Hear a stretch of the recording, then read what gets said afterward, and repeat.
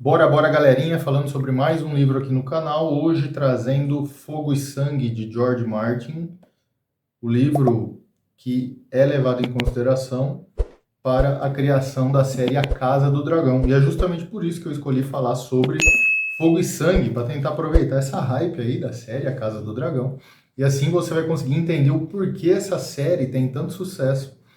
E porque Game of Thrones já foi um enorme sucesso antes da Casa do Dragão. E também como que a escrita do George R. Martin é cativante, é envolvente, como esse senhorzinho consegue tirar histórias do chapéu para nos prender. Primeiro que Fogo e Sangue é um livro que ele é uma emulação da história, tá? É como se o arquimestre, um arquimestre de Westeros, se você conhece Game of Thrones, você sabe o que eu estou dizendo, é um arquimestre da Cidadela que escreve um relato histórico sobre a Casa Targaryen, né? Aquela casa de domadores de dragão que vieram de Valíria, se instalaram em Pedra do Dragão e depois o Westeros, e como eles conquistaram, né, todos os reinos, e assim a história é contada. Então, o arquimestre, chamado, deixa eu lembrar o nome dele aqui, Gildain, tá? Que é esse senhorzinho aqui, é esse cara aqui que escreve esse livro, na emulação de George Martin. E aí, este relato histórico, ele é trazido até nós, né, aqui, transcrito por George R. Martin. Então, tudo que a gente lê aqui, nesse livro, é um relato histórico sobre os principais acontecimentos desde Aegon Targaryen, o Conquistador, aquele cara que, junto com suas irmãs e seus 3 dragões, unificaram e conquistaram o Westeros em 7 reinos, e desde ele, né, desde Aegon, até chegar num futuro rei ali, que seria Aegon III. Tá? Então, todo esse relato está aqui. São vários anos, né, são mais de 200 anos de história, condensados em um relato do arquimestre Greenwald. Eu nunca lembro o nome desse senhorzinho. Mas qual que é o objetivo desse vídeo? A ideia é mostrar para vocês toda a história da conquista do Aegon, desde a chegada da família Targaryen em Pedra do Dragão e o estabelecimento dessa família em Westeros. E também a conquista do Aegon com seus dragões e suas rainhas e irmãs, com a unificação dos territórios, dos reinos, né? E todo o trabalho que ele teve para manter a paz até o nascimento dos seus filhos. Então a gente vai desde a conquista até os filhos de Aegon Targaryen. E isso vai explicar um pouco de todo o respeito, vai mostrar para vocês o motivo de todo o respeito que os lords têm com a família Targaryen. Porque às vezes a gente assiste a série e não entende por que eles respeitam tanto assim. Bom, primeiro, eles têm dragões, obviamente, mas segundo, todo o trabalho que existiu antes dos acontecimentos da série foram importantíssimos para mostrar o porquê os Velaryon, por exemplo, respeitam tanto os Targaryen, ou porquê os Lannisters respeitam tanto os Targaryen. Tem um acontecimento diretamente ligado à família Lannister na época da conquista. Tem um acontecimento ligado à família Stark, que vai ser mostrado na segunda temporada agora, com o Cregan Stark. Jardim de Cima, a Campina, por que a Campina respeita os Targaryen? Que família que reinava lá na época da conquista? É isso que eu quero mostrar para que vocês entendam um pouco mais da história.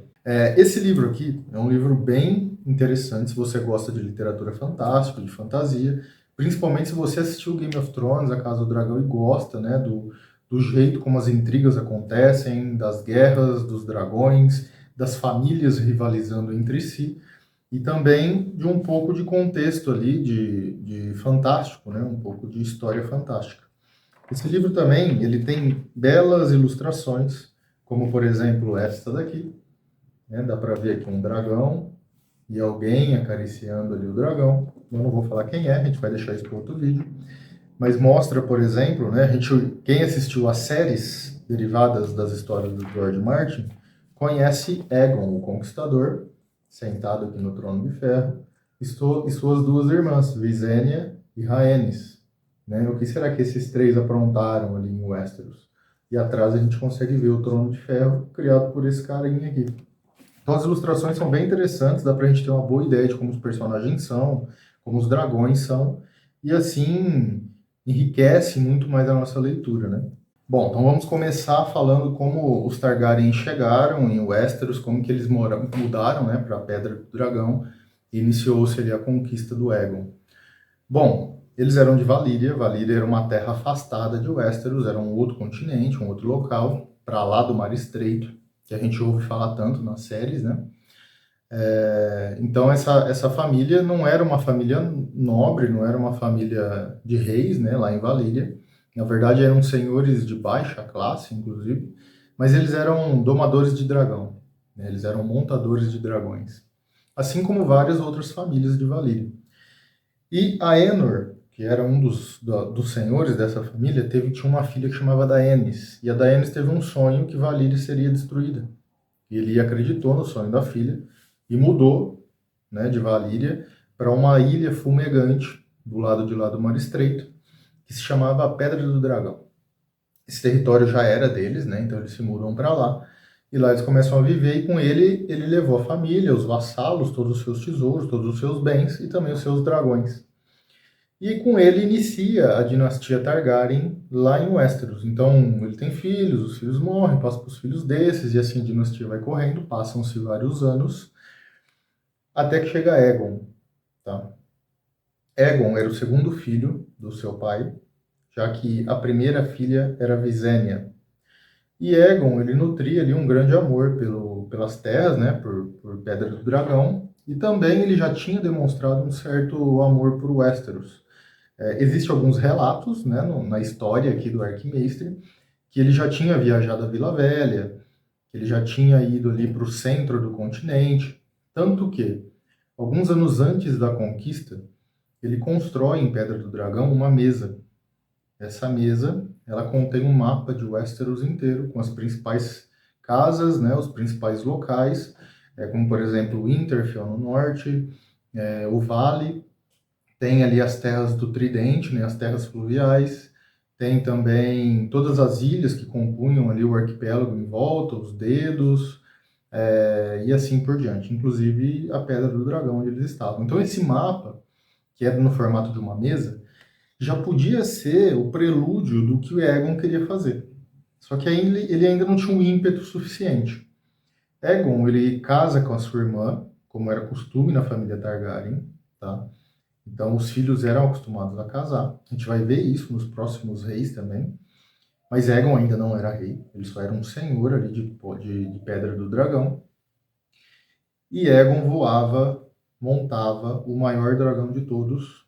O único dragão vivo até então, que veio direto de Valíria para o Westeros. Se chamava Balerion e tinha um apelido de Terror Negro. E ele casa com Visenya, que era sua irmã mais velha. Diz que ele casa com ela por dever, mas quem ele gostava mesmo era da sua irmã mais nova, Rhaenys, e ele casa com ela também. Então Aegon tinha duas esposas. A gente vai ver mais para frente que para a fé, né, a fé de Westeros, isso começa a ser um problema, mas não para Aegon. E aí Aegon estava ali, vivendo de boa, Pedra do Dragão, voando com seu dragão. Dizem, né, ou diz a história, que Aegon não era ali alguém que gostava de guerras, gostava de conflito, não, era uma pessoa muito justa. Ele, apesar de justo, ele era fiel aos seus amigos, odiava a traição, mas não fugia da guerra. Tá? Ele não era a pessoa que geralmente iniciava, mas ele era uma pessoa que não fugia dos problemas, não fugia do conflito e se tornava impiedoso quando via injustiça e quando via também que as pessoas o traíam. Tá? Em Westeros existia dois grandes lords. Esses lords chamavam Haren o Negro e Argilac. Argilac, ele era senhor das terras tempestuosas ali, das terras da tempestade, inclusive de Ponta Tempestade. E Haren o Negro era senhor do Tridente ali na região do Olho de Deus, né? E era senhor de Harrenhal. Harrenhal é um castelo, uma fortaleza icônica na história de Westeros, tá? E esses dois, eles viviam em conflito, tanto o Haren quanto o Argilac. E o Argilac teve uma ideia, ele falou, poxa, nós temos aqui no meio do caminho uma família, dona de dragões, poderosa, eu vou pedir para esses Targaryen se unirem à minha família em casamento. Vou oferecer a minha filha em casamento a Aegon, que é o Senhor de Pedra do Dragão. E assim, quem sabe ele se junta a mim e eu consigo derrotar Harren e dominar aquelas terras. E assim ele envia essa proposta, né? Case-se com a minha filha, Aegon, e assim a gente se torna aliados nessa batalha. Só que o Aegon, ele já era casado, e ele faz uma contraproposta para o Argilac. O Aegon, ele tinha um meio-irmão, mas diziam as línguas ali que ele era um meio-irmão bastardo do Aegon. Mas eles não assumiam isso de fato, que se chamava Orys Baratheon. O Orys era solteiro, então o que aconteceu? O Aegon ofereceu seu melhor amigo à filha do Argilac, e assim eles poderiam ali formar uma aliança. Só que Argilac, que também era conhecido como Argilac o Arrogante, não aceita essa contraproposta. E ele diz ainda que a filha dele não casaria com bastardo nenhum, já que Orys era um filho bastardo ali, né, meio-irmão do Aegon.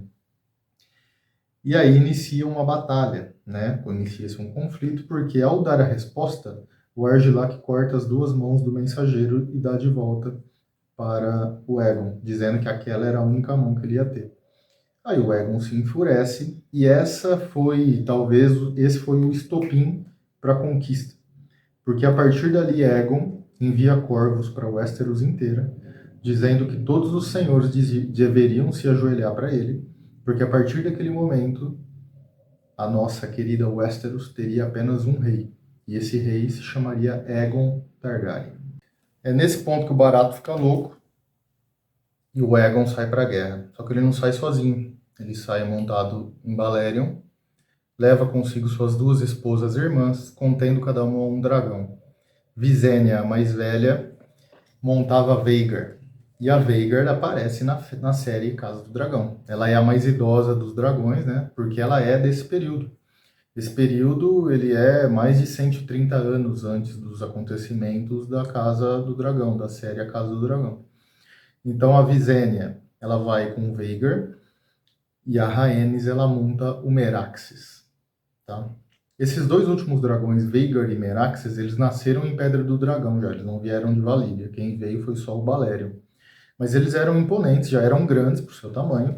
Alguns dizem que eles tinham ali um terço, um quarto do tamanho do Balerion, mas eles já conseguiam fazer um estrago bem grande. Os três e seus três dragões, né, os três, o rei Aegon e suas duas irmãs, junto com seus três dragões, eles vão em direção à foz do torrente do Água Negra. Água Negra fica onde depois foi erguida Porto Real, King's Landing, né, esse aqui a gente vê em Game of Thrones e vê na Casa do Dragão também. Eles descem ali porque Pedra do Dragão ela ficava um pouco afastada ali do continente. E para eles se deslocarem, Aegon entendeu que naquele lugar seria melhor. Então ele faz ali um forte, ali no foz da torrente do Água Negra, no meio de três colinas, que depois ficaria conhecido como a colina de Aegon, a colina de Visenya e a colina de Rhaenys, onde seria ali a estrutura principal de Porto Real. Ali já tinha um vilarejo de pescadores, mas com a chegada de Aegon, eles erguem ali uma paliçada, né, constroem um forte feito de madeira, barro, palha, uma coisa bem primitiva, né, só para eles se hospedarem ali rapidamente. Chamam aquele lugar de Aegon Forte e começam a recrutar as casas da região. Com isso, Visenya monta a Vhagar e vai ali nos menores senhores, nos lords menores, e faz eles dobrarem os joelhos, cuspindo fogo aqui e ali, fazendo alguma guerrinha rápida, mas que não seria páreo para os senhores. A Vhagar cospe fogo como ninguém, e ela consegue os primeiros dobradores, os primeiros joelhos dobrados ali dos menores senhores. O Aegon, ele consegue também o apoio de algumas casas que vieram de Valíria também, com a destruição de Valíria. Uma delas eram os Velaryon, que era uma casa da antiga Valíria, e eles eram exímios navegadores, tinham frotas, né? E a gente vê eles também na série A Casa do Dragão. E essa relação entre os Targaryen e os Velaryon vem desde esse período. Então os Velaryon juntam-se também à proposta do Aegon, e assim como os Celtigars, que também era uma casa menor de Valíria e que ficavam na Ilha da Garra. Então Celtigars, Velaryon, algumas outras casas e Orys Baratheon se juntam a Aegon e suas duas irmãs. E aí começam os primeiros movimentos da conquista, porque Aegon é coroado por Visenya, né, uma Ele é coroado por uma coroa feita de aço valeriano, cravejada de rubis. Todos saúdam o rei, né, o primeiro protetor do território e rei de toda Westeros, assim que Visenya diz naquele momento. Todos ajoelham na colina de Aegon para o novo rei, que seria o conquistador. E no momento da coroação, os 3 dragões começam a rugir e todas as bandeiras são desfraldadas, contendo ali o primeiro símbolo que a gente vê da Casa Targaryen, o dragão de 3 cabeças vermelha em campo preto, né, de fogo. E assim a conquista tem início, e o Aegon ele desloca os seus exércitos em 3 frentes. Ele, montando Balerion e levando alguns homens consigo, ele vai até Harrenhal, a fortaleza de Harren o Negro, porque ele ficava ali num território do Tridente, né, ali nas terras fluviais, que era estrategicamente interessante, já que era o meio de todo o continente.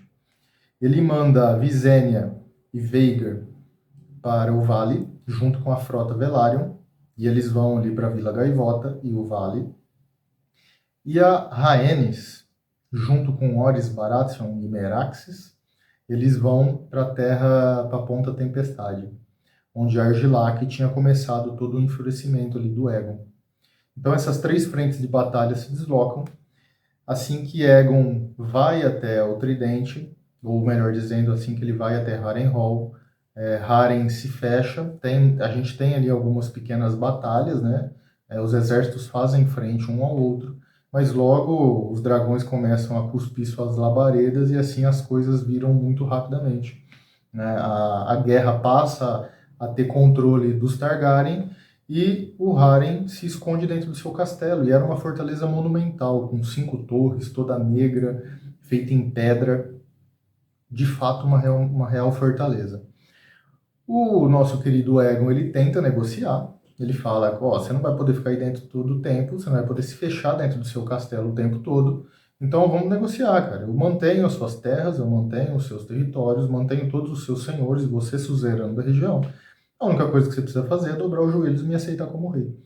O Harren diz que ninguém poderia transpor as suas muralhas e as suas pontes e as suas portas e as suas torres, se fecha em uma das torres com todos os seus familiares e ali fica.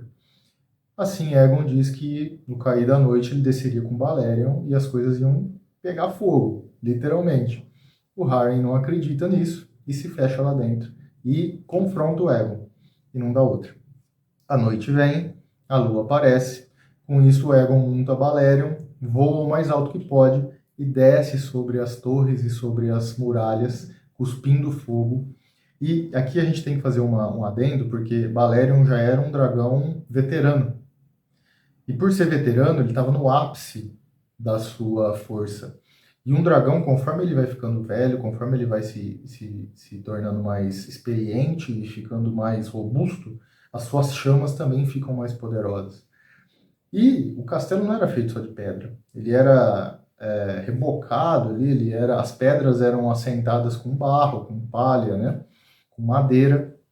E as primeiras coisas que pegam fogo são essas. Balerion cospe fogo a noite toda. E no fim, as pessoas dizem que as 5 torres pareciam velas incandescentes, vermelhas. Não demora muito, as pedras começam a derreter e Harren morre, assim como toda a sua família. E assim a família Roar do Harren, ela é extinguida de Westeros. E é por isso que a gente não vê essa família mais pra frente na série do Game of Thrones, por exemplo, ou mesmo na Casa do Dragão.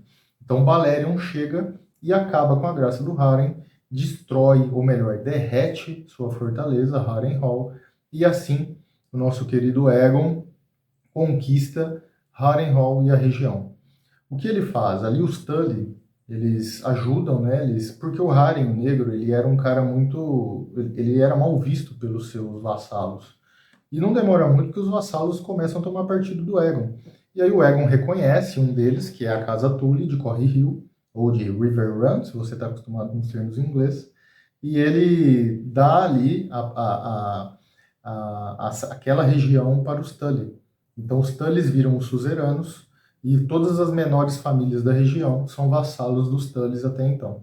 E coloca em Harrenhal outra família para tomar conta ali daquela região, né, que é estrategicamente interessante. Quanto à Frota Velaryon e a Visenya, junto com a Veiga, eles sofrem ali alguma derrota, né? As frotas, elas são confrontadas pelos exércitos do Vale e outras famílias, e ali as coisas não andavam muito bem, não avançaram, mesmo com a Veigar destruindo ali coisas, a frota que vinha de encontro, mas o que eles conseguiram ali foi só a morte do Lord Velaryon na época, né? E um certo estagnamento ali daquele conflito.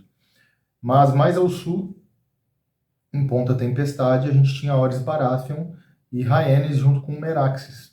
Bom, as Terras da Tempestade, elas não recebem esse nome à toa, chovia muito naquele momento, e o rei Argilac ficara sabendo do que aconteceu em Harrenhal e resolveu não esperar dentro do seu castelo. Ele vai para o conflito, até porque o Argilac, o arrogante, era um cara que era fogo na bomba, sabe? Ele não era de se esperar muito, não. Então ele reuniu seu exército e foi para o confronto de Orys e da Rhaenys. Como chovia muito naquele momento, eles aproveitaram, eles já estavam acostumados com aquele território, com aquela chuva, com o terreno sendo acossado pela chuva, né? E eles foram ao encontro do exército do Horus e conseguiram até, de certo ponto, combater. Como chovia muito, não dava para o Meraxes ajudar muito do alto. Então a Rhaenys desceu com ele, mesmo no chão ele se mostrou uma bela arma, né? Ele cuspiu fogo no chão, batia com o rabo, usava das suas garras, dos seus dentes, confrontou. E assim a guerra, né, a força da guerra muda de lado, e o Horus começa a ter uma certa supremacia, o exército do Aegon começa a ter uma certa supremacia, embora ele não estivesse ali.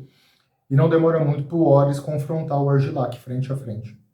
Os dois lutam. Ele quer lutar com o Argilac, né? O Horus ele se põe na frente de batalha para lutar com o Argilac em pessoa. E o Argilac, enfim, um velho já, né? Ele já era um rei velho, um rei já com os cabelos acinzentados. Ele não faz frente a Horus, que era corpulento, forte, e é derrotado. Mas veja que interessante. Depois dele ser derrotado, a sua filha Argela, ela recua para o castelo e se fecha lá dentro. Os seus vassalos acompanham num primeiro momento, mas depois eles começam a ter medo do dragão. Meraxes podia pôr fogo em todos, né? Eles ficaram sabendo de Harrenhal. E aí eles mesmos hasteiam ali a bandeira branca, entregam a sua senhora nua e acorrentada para Horus. E Horus, quando a vê, sente pena da mulher, cobre ela com seu próprio manto e assim, em honra ao pai dela, que foi para o confronto, né, não ficou esperando o confronto até ele assume a filha, ele casa-se com a filha dele, assume o lema da casa dos Durrandon e também assume a insígnia, né, o símbolo deles, que era o veado coroado. E é assim que a Casa Baratheon começa a assumir o símbolo do veado, que depois a gente vê em Game of Thrones, né, com Robert Baratheon, e o primeiro rei ali que a gente tem contato na série, começa ali com Horus Baratheon conquistando Ponta Tempestade para Aegon Targaryen, como se ele quisesse unificar os reinos. E assim, o Aegon ele já consegue os dois grandes lords que ele queria, né, que ele precisava, que era de um lado Ponta Tempestade agora com Horus, e toda a região das terras fluviais tomada de Harren e colocada sob o comando dos Tullys, vassalos de Aegon. Bom, foram dois, mas faltam alguns outros. Nesse momento, quando ele consegue ali, né, tomar esses dois lugares estratégicos, começa a se incitar o conflito novamente, mas principalmente Jardim de Cima com os Gardeners, que é uma família que eram suzeranos da região da Campina, e os Lannisters de Rochedo Casterly se juntam, tá, para confrontar Aegon. Então os Gardeners se juntam aos Lannisters para ir ao confronto com o Aegon. O exército deles era enorme. E se não fossem os dragões, talvez essa conquista não tivesse acontecido ali. Naquele momento do ciclo, né, da terra de Westeros, fazia muito calor, as plantações estavam ali prontas para ser colhidas, estavam todas secas, o trigo, né, os matos estavam secos, as florestas, era uma época muito seca, tá? Que favorecia o fogo dos dragões, inclusive. E nesse momento, esses dois exércitos, tanto da Campina quanto do Rochedo Casterly, com os Lannisters e com os Gardeners, se juntam e começam aí para o confronto, marcham em direção às terras fluviais para tomar e para acabar com Aegon e suas irmãs. Nesse momento, Aegon chama todos os seus vassalos, incluindo suas irmãs, junto com Meraxes e Vhagar, e se armam para o confronto. Também, do norte, descem os Starks. E os Starks, eles estavam... Torren Stark era o senhor dos Starks na época, o senhor do norte. Ele estava ele estava titubeando um pouco o ataque, porque todos ficaram sabendo do que acontecia em Harrenhal. Todos os seus vassalos, né, os vassalos dos Starks, queriam um confronto, queriam uma guerra. Eles acreditavam no poder dos lobos, eles acreditavam no poder dos exércitos do norte, nos poderes dos exércitos de inverno. Mas o Torren não estava o ímpeto dele não estava tão elevado assim, e ele firma um acordo de paz. Né? Quando ele vê mesmo o que acontece ali com Harrenhal, ele firma um acordo de paz com Aegon, dobra os joelhos e oferece o norte a Aegon. Aegon, então, agora já tinha Ponta Tempestade, já tinha a região das terras fluviais e tinha o norte. Mas nesse momento, dois exércitos iam em sua direção. Num primeiro momento, a batalha foi sanguinária, sabe? Foi bem difícil, mas enquanto Aegon confrontava eles de frente e ateava fogo em tudo, as duas irmãs vieram pela retaguarda e fecharam o cerco, queimando todo o redor do exército, fechando eles num círculo de fogo. É assim que a família Gardener morre. É assim que a família Gardener é extinguida de Westeros. Os senhores da Campina são extintos, todos morrem, né? Inclusive o Lorde Suzerano e toda a sua família. O Lorde Lannister, que eu não vou me lembrar o nome agora, ele consegue fugir em meio ao fogo para depois voltar e se ajoelhar. Então o Aegon era muito justo, lembra que eu disse. Quem não se ajoelhou morreu, mas quem se ajoelhou, mesmo tendo escolhido o conflito num primeiro momento, ele mantinha no lugar. Então o Lannister continuou sendo o Lorde de Rochedo Casterly e de todo o Oeste, e os Starks continuaram sendo os Senhores do Norte. Assim, veja bem, ele já tinha 5 territórios. Por quê? Porque em Jardim de Cima, na Campina, os Gardener morreram, mas ele intitulou os Tyrell, exatamente, como os Lordes Suzeranos no lugar dos Gardener. E assim ele tinha os 5 reinos já com ele. Faltava ainda Vila Velha, a Árvore, e ele foi para lá. Lá, quem eram os senhores Hightower, mas lá também tinha o Septo Estrelado e o Alto Septão.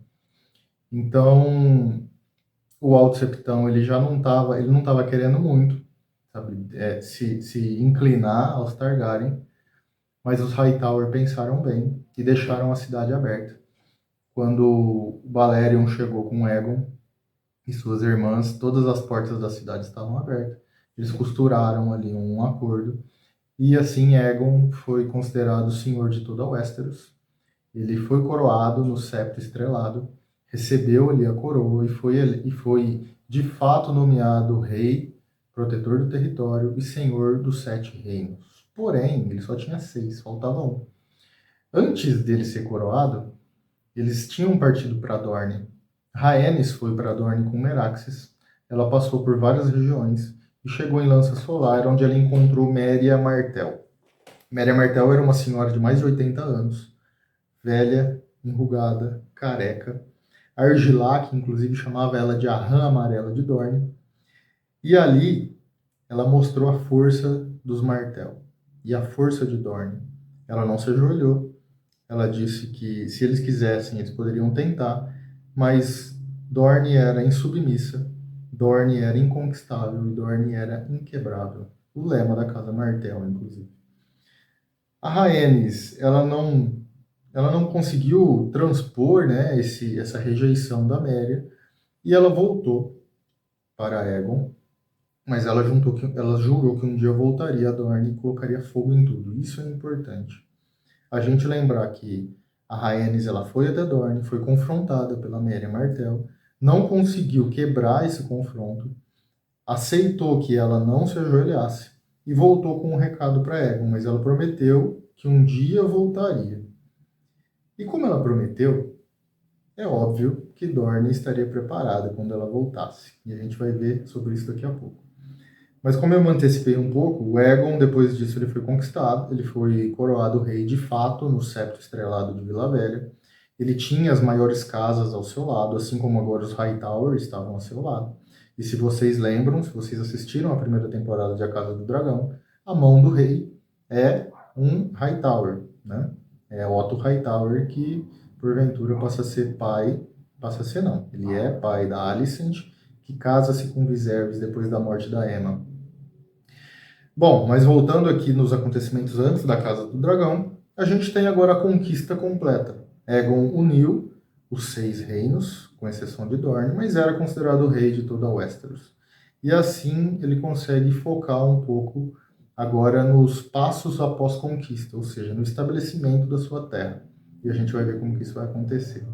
Bom, no momento em que a gente está, faltava a conquista de Dorne, e Aegon não ia sossegar enquanto não conseguisse. E o que ele faz? Depois de ser coroado ali, e a conquista de fato ter concluído, ele ruma os seus olhos, né, ele foca os seus olhos em Dorne.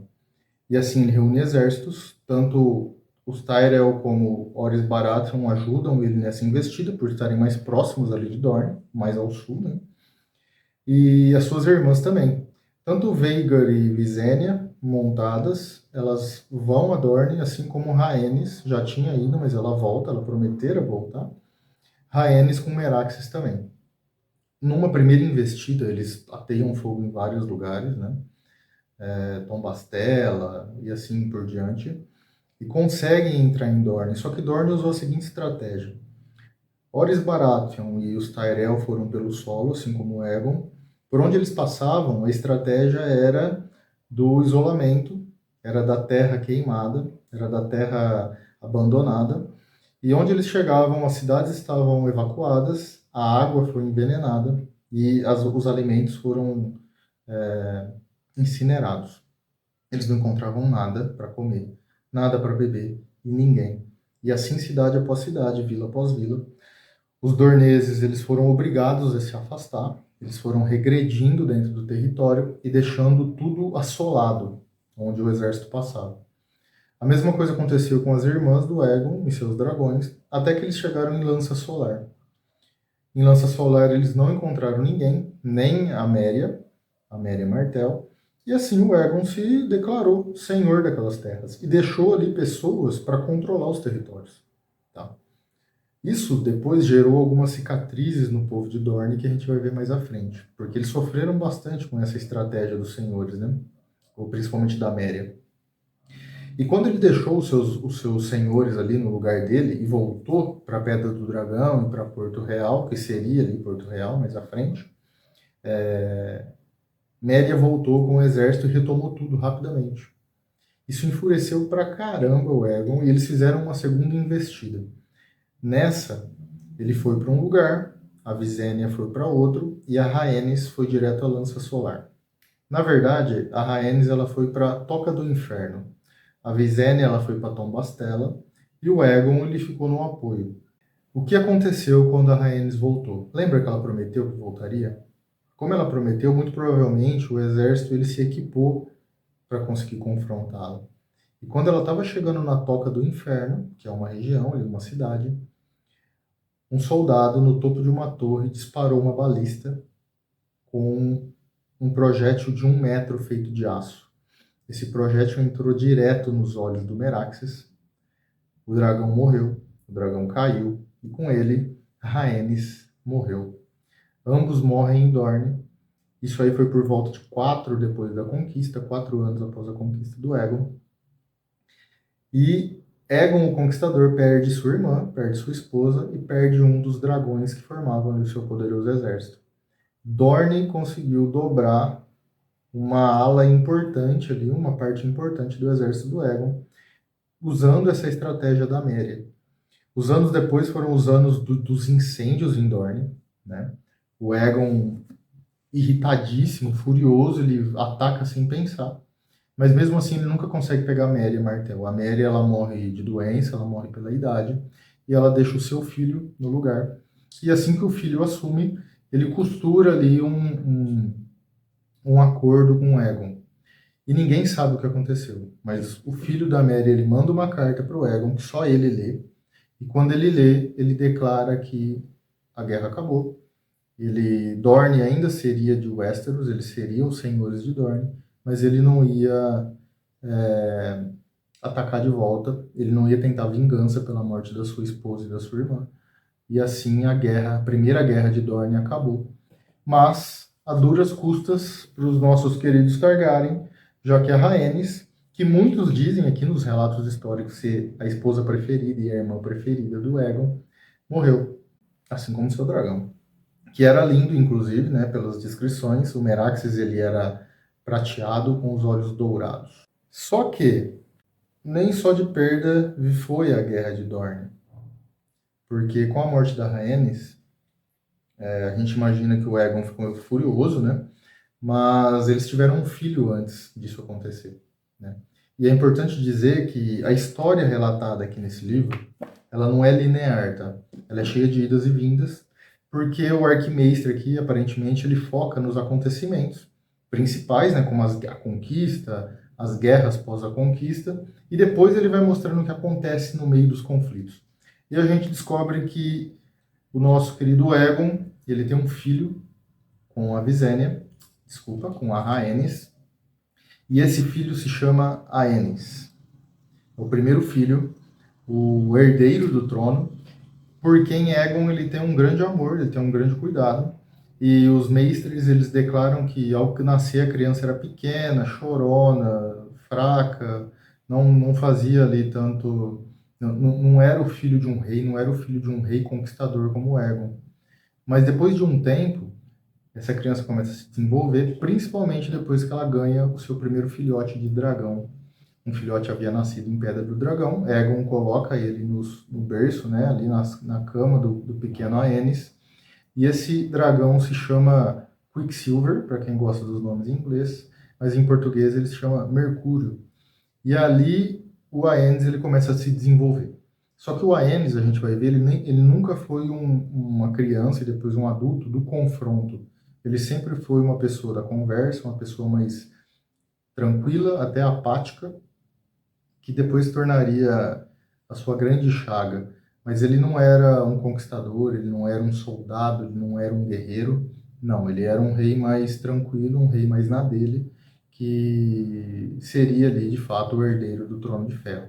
E outro ponto que eu também passei, né, é que durante a conquista, a gente sabe que o Aegon ele foi juntando as espadas dos seus inimigos, levando elas para Porto Real, e depois ele forjou o Trono de Ferro, onde ele sentou ali por vários anos, mais de 20 anos de controle de Westeros, mais de 20 anos de domínio, mais de 20 anos de governo do Aegon o Conquistador. Bom, mas agora eu vou deixar para o próximo vídeo, porque senão esse vídeo vai ficar muito grande. Se você gosta da história, não deixe de ver o próximo vídeo, tá? Que eu vou lançar ainda essa semana, onde a gente vai falar dos filhos do dragão, né? Os filhos do Aegon Targaryen e qual o trabalho que eles tiveram durante o reinado deles. E aí eu faço convite, se você gosta desse tipo de vídeo, se você gosta desse tipo de conteúdo, deixa o like aí no vídeo, compartilhe, inscreva-se no canal, ative todas as notificações e compartilhe com seus amigos, tá? Escreva também nos comentários se você quer que eu entro mais detalhadamente em alguma parte da história, alguma sugestão de vídeo que você queira a respeito de Fogo e Sangue ou até mesmo de Game of Thrones, que eu já li, né? E aí a gente pode aqui criar um adendo no canal, né, para falar sobre literatura fantástica. Beleza? Eu fico por aqui, Eduardo Kassab, um amante de Westeros, flutuando do nada, lugar nenhum nesse pálido ponto azul. Fui.